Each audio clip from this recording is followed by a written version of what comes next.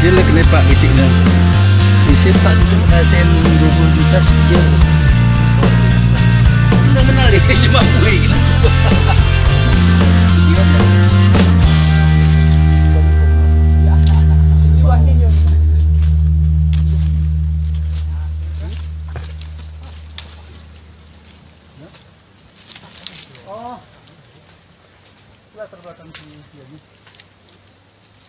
Pak siapa Pak? Budiman. Budiman. Berapa tahun Bapak udah budidaya tanaman jernang di sini? Sekitar 4 tahun kurang. 4 tahun ya. Produksinya kira-kira berapa Pak Bapak bisa peroleh? Sementara kalau produksi sementara kayaknya belum ini Pak. Belum bisa bisa dihitung karena belum panen. Oh gitu. Sekarang harga jernang ini berapa sekilo di pasaran? Buah sekarang kalau jernang itu sekitar 400-an. 400 ya? Per kilo buah. Per kilo buah. Kalau sudah jadi tepung? Melihat kadar lihat persen. Kadar persen. Iya. Persen jernangnya berapa, kadarnya berapa, kadar obat maksudnya. Oh ini.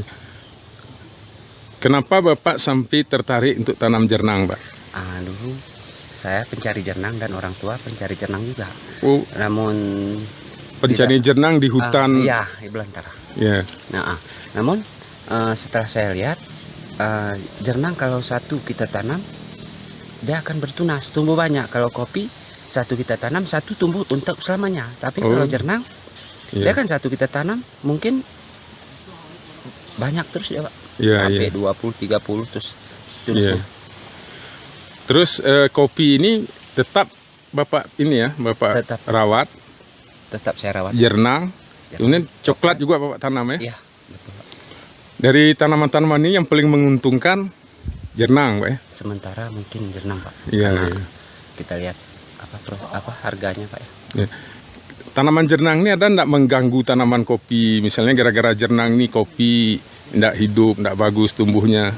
Sementara Belum ada Pak. Nah, ini nyatanya kopi belum ada terganggu dia. Kalau mungkin gangguan yang paling apanya ini duri jernah ya, sulit durinya. untuk ngutip kopi gitu ya. Ya, termasuk Harus hati-hati ya. hati-hati. Itu pun tergantung pangkasnya aja. Iya, Pak.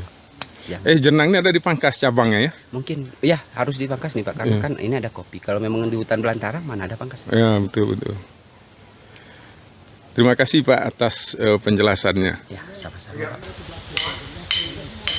Sebenarnya. Gitu.